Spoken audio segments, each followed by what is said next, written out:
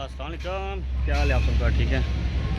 आज काफ़ी critical activities हमारी चल रही हैं, थोड़ी सी आपको दिखाता हूँ। अभी एक्टिविटी के सस्पेंड ये देखें, ये फार्म वर्क की हमारी चल रही है। स्लैब की फार्म वर्क चल रहा है। तो यहाँ पे लाइफ लाइन नहीं है, कोई सपोर्ट नहीं है, ठीक है। ऊपर बंद चलन तो they will stop, They will make this one down, and then all will be down, even the rigger will be down. खलास, okay, until lifeline provided. Yeah. After Okay. that, they can continue. After You after can that- attach lifeline with this steel rebars, you know, rebars. Yeah, but This, or you can put pipe, and then you can put 3 clamps with each joint. but it So will all not be zigzag. stable.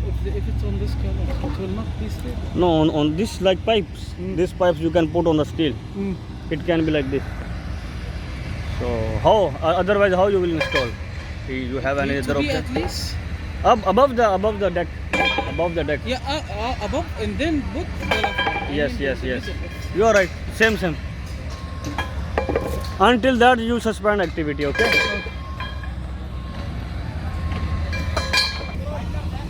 तो ये अभी नीचे आ जाएंगे, ठीक है। ये है column, नहीं ये लिफ्ट है, लिफ्ट शाफ्ट की। ये पूरी स्टील की दीवार बनेगी।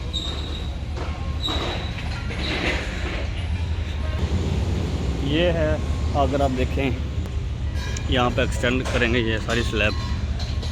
कुछ इन्होंने लगाई हुई हैं एज प्रोटेक्शन ना यहाँ पे। बट द इशू ये है कि ये जो दरमियान में बंदे काम कर रहे हैं ना, वहाँ पे वो हार्नेस लगाने के लिए कोई जगह ही नहीं है। तो इसलिए हमें सारी लाइफ लाइन चाहिए होती है।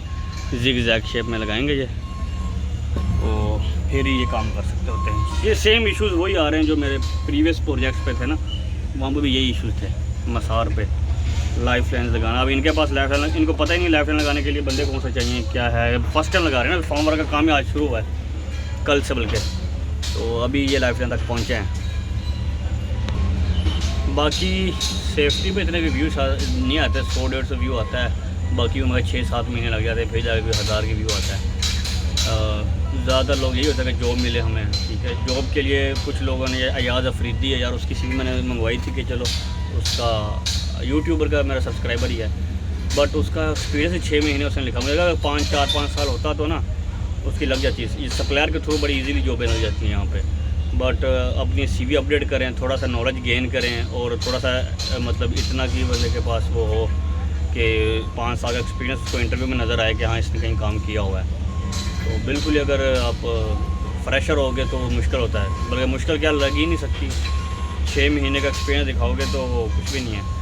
5 साल मिनिमम, 4 साल मिनिमम है हमारे एज पर 7 प्रोसीजर। 4 साल होने चाहिए, चाहे पाकिस्तान में 2 साल लगाओ, 2 साल यहाँ पे कहीं ना कहीं सर्टिफिकेट्स वगैरह बनवा के सेट आउट करके, उसके बाद आपका नॉलेज होता है, आपकी साइट की ऑब्जर्वेशन कैसे आप आइडेंटिफाई करते हो, ये थोड़ी चीज़ें होती हैं। तो वो वहाँ से हिसाब लगा लेते हैं कि यार अच्छा आपका जो इंटरव्यू होगा ना, वो 80% आपकी सीवी के ही होगा। जो आपने सीवी पे लिखा होगा ना, वही उससे पूछते जाएंगे, हाँ आपने कहाँ काम किया, क्या किया, वहाँ पे क्या चैलेंजेस थे। तो इस तरह के जब सवाल वो पूछते हैं, उनको पता चल जाता है कि ये सीवी फेक है या रियल है, उनको उसी वक्त ही पता चल जाता है। तो इसलिए आप बिल्कुल तैयार होना चाहिए। जो भी अगर आप फेक भी बनाते हैं ना, तो उनको पता होना चाहिए कि मैंने यहाँ पे काम किया, ये किया, वहाँ पे ये मसले थे। तो ऐसे बहुत बात कर रहा हो कि जैसे उसने वाकई काम किया है, अगर किसी ने मतलब बनाना भी है, क्योंकि वैसे तो आपको जॉब नहीं मिलेगी अगर आप एक्सपीरियंस ऐड नहीं करोगे, ठीक है। ये थोड़ी चीज़ें होती हैं, अपनी सीवी अपडेट करें, कम से कम एक्सपीरियंस ऐड करेंगे तो फिर आगे प्रोसीड हो सकती है। फिर सप्लायर के नंबर मेरे पास काफ़ी हैं जो 26-27 रियाल घंटे के हिसाब से लगा देते हैं बंदों को। यहाँ भी लग रहे हैं। अब्दुल बासित एक लड़का है, उसका इंटरव्यू हुआ था, वो भी सप्लायर के थ्रू आया, 26 रियाल घंटे पे है। तो इस तरह इनको मिलती हैं जॉब, बट एटलीस्ट एक्सपीरियंस हो 4-5 साल का, और उसको नॉलेज हो। यहाँ के आपको कुछ परमिट दिखाता हूँ। मसार के परमिट कैसे थे, यहाँ के परमिट आप देखें, ठीक है। ये परमिट बॉक्स है, इनकी ऑब्जर्वेशन बड़ी आती है क्योंकि ये अटैचमेंट्स इनकी पूरी नहीं होती।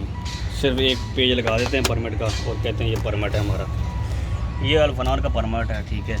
हॉट वर्क परमिट है, वाटर प्रूफिंग वर्क, वो जो शीट लगा रहे हैं मेम्ब्रेन की, वो टॉर्च LPG सिलेंडर के थ्रू लगती हैं, ठीक है।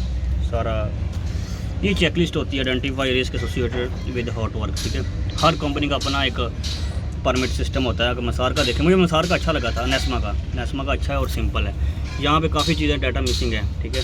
ये अगर आप देखेंगे तो ये लिखा हुआ है टीम, एमरजेंसी टीम लिखी हुई है, उसका नाम नंबर है। एक जगह पे लिखा होगा फायर वाचर, ये रिसीवर है, मेरा ये फायर वाचर का ही है। तो ये ईच हॉट वर्क एक्टिविटी के साथ आपको फायर वाचर देना होता है, जो सिर्फ वो ये देखेगा कि फायर वार्डन कह लो उसको, फायर वाचर भी कहते हैं, फायर मार्शल भी कहते हैं उसको, 3 नाम है एक ही काम के। फिर अगर आप देखें कोड वर्क परमिट आ गया, scaffolding, erection, dismantling and modification. ये स्काफोल्डिंग के लिए कोड वर्क यूज़ कर रहे हैं तो कोड ही होता है ये, ठीक है।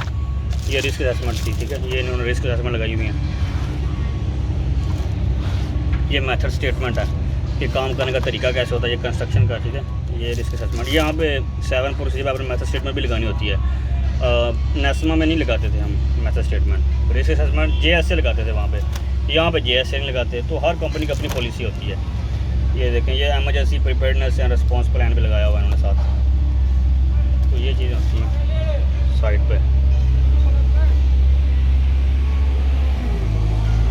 बॉब क्या जा रही है, टैग सिस्टम है, ठीक है। यहाँ पे अगर कोई पूरे कंपोनेंट से बन भी जाती है ना स्काफोल्डिंग, तो भी येलो टैग लगाते हैं, क्योंकि फिर भी आपने बेल्ट पहनना होता है, हार्नेस वगैरह। ग्रीन टैग अगर आप लगाओगे तो वहाँ पे आपको हार्नेस की ज़रूरत नहीं होती, इसलिए एक्स्ट्रा प्रिकॉशन के तौर पर ये येलो लगाते हैं। जब सारा कुछ ठीक भी हो तो येलो लगाएं ताकि आप हार्नेस पहन के जाओ। 100% टाई ऑफ रिक्वायर्ड होता है। चलें ठीक है, आज के लिए इतनी वीडियो बहुत है। ओके जी, अल्लाह हाफिज़।